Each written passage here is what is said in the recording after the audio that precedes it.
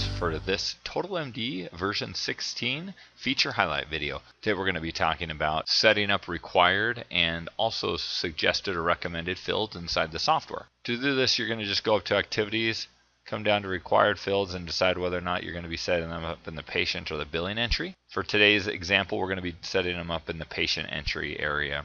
So I click here.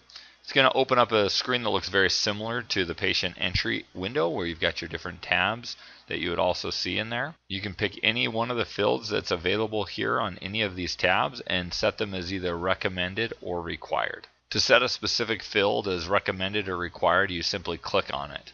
So if I wanted to set up the last name field to be recommended, I click on it one time, turns it yellow. If I want it to be required, I just click on it one more time.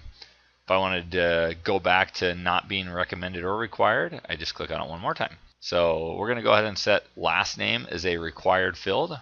So I'll double click on that. And we're going to set first name as a recommended field. So I'm just going to click on that once. We can save our changes. Now when we go set up a new patient, we can see that here the last name field is a light pink or red color and the first name is yellow.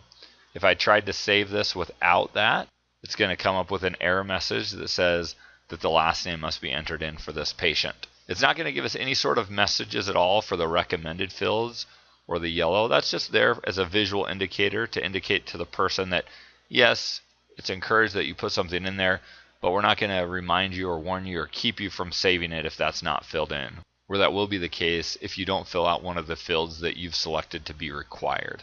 So if you ever have any problems with anybody in the office that's maybe not getting all the information that you need, feel free to come into the program, indicate which fields in the patient and billing areas you want to be recommended or required, and that'll help you make sure you get the information that your office needs.